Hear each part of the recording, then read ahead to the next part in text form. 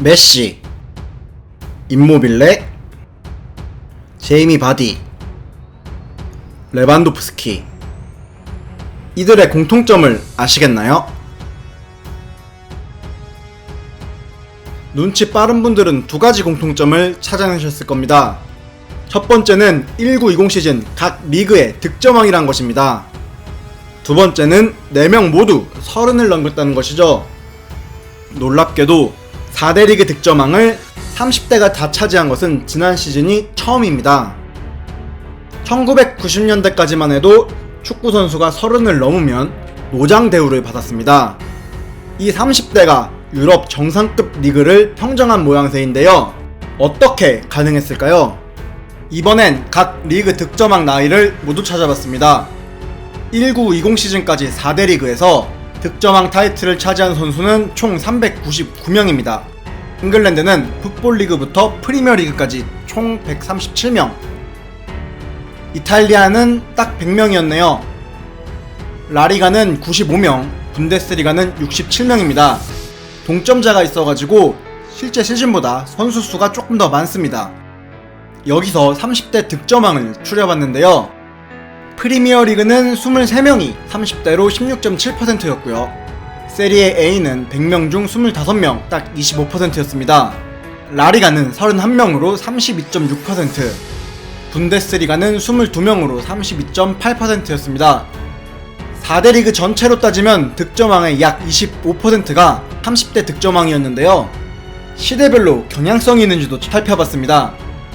60년대 득점왕 나이의 평균을 보면 푸스카스가 있던 라리가를 제외하면 모두 25세 언저리에 모여 있습니다. 굉장히 젊었는데 70년대엔 이 평균이 27세 정도로 올라가더니 90년대 분데스리가가 평균 29세를 찍은 이후 다른 리그가 따라오는 모양새입니다. 2010년대엔 프리미어리그를 제외하면 세계의 빅리그 득점왕 평균 나이가 29세를 넘었습니다.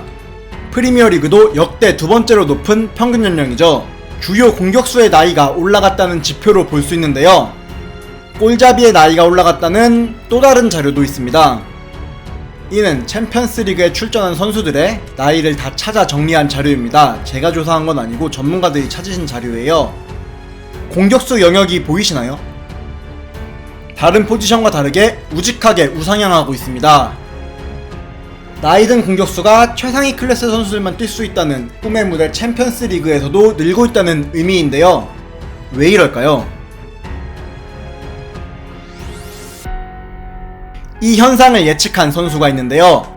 바로 라이언 긱스입니다. 그는 1000경기를 채우고 가진 2013년 인터뷰에서 예언 하나를 하죠. 앞으로 40대 축구 선수들이 더 많아질 것이다. 긱스는 3가지 이유를 들었습니다. 첫 번째 이유, 과학의 발전입니다. 가장 근본적인 이유는 아무래도 과학의 발전이겠죠. 몸에 대한 연구가 이어지며 건강을 유지하는 비밀이 하나둘 밝혀졌죠. 비밀은 그렇게 거창한 것이 아니었습니다. 대표적으로 우리가 매일 먹는 음식에 대한 연구도 비밀 중 핵심입니다. 좋은 예가 리오넬 메시인데요. 메시는 2013년에서 2014년까지 경기 중 구토로 이슈가 됐습니다. 그의 인터뷰를 보면 초콜릿과 탄산음료를 매우 좋아했다고 하는데요. 20대 초반엔 아무렇지도 않게 먹었지만 나이가 들면서 되새김질을 하게 된 것이죠. 몸의 이상을 느낀 메시는 아게로에게 추천을 받아서 이탈리아 의사 줄리안 포저를 찾아갑니다. 포저는 메시의 식단을 아예 새롭게 짜줬죠. 덕분에 메시는 건강을 되찾았고 발롱도르도 되찾았습니다. 식단에 대한 연구는 한 분야일 뿐입니다. 이 밖에도 수많은 연구가 진전됐습니다. 두 번째 이유는 구단의 관리입니다. 축구 산업에 돈이 몰리면서 타 선수들의 몸값은 치솟았습니다. 거의 천문학적인 수준인데요.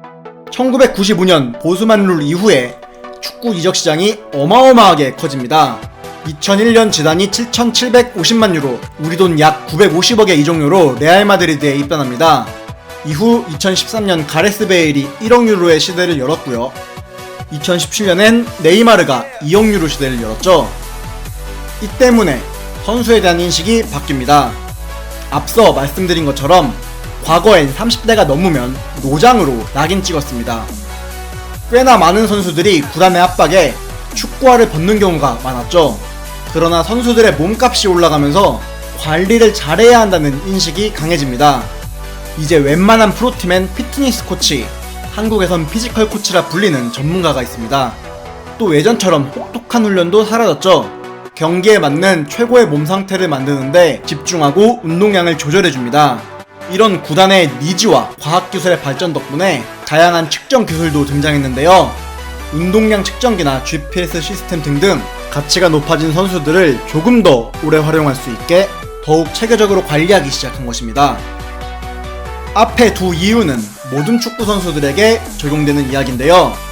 그러나 세 번째 이유, 경험.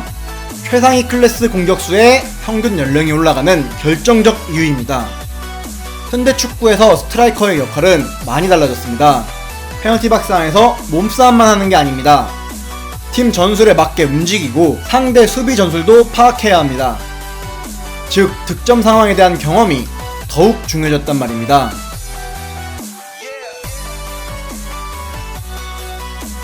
알바로 모라타의 인터뷰가 굉장히 인상적이었는데요. 그는 공격수의 덕목을 꼽으며 이렇게 말했습니다. 신체의 속도보다 생각의 속도가 더 중요하다. 이 말인즉슨 수비의 상황을 빠르게 읽는 게 중요하다고 설명한 것입니다.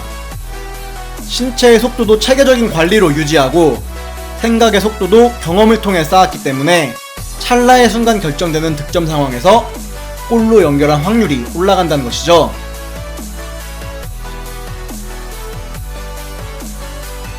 그렇다면 노장 공격수들의 전성기 언제까지 이어질 수 있을까요? 유산소 운동이란 개념을 만든 케네스 쿠퍼 박사님은 이렇게 말했습니다. 늙어서 운동을 그만두는 게 아니다. 운동을 멈춰서 늙는 것이다. 한마디로 적절한 운동을 한다면 충분한 기간 기량을 유지할 수 있다고 해석됩니다. 실제로 축구 선수의 한계가 어디까지인지 연구된 자료는 정확하게 없습니다. 1981년생 질라탄 이브라이모비치, 한국 나이로 40인 그가 남긴 말로 이번 영상 마무리하겠습니다. 그의 말처럼 21세기 축구에선 노장 공격수들이 멋들어지게 익어가고 있습니다. 영상 봐주셔서 감사합니다. 약속드렸던 차분과 마라도나 컨텐츠는 더 단단한 자료조사와 구성을 갖춰 찾아뵙겠습니다. 응원해주시는 모든 분들께 감사합니다.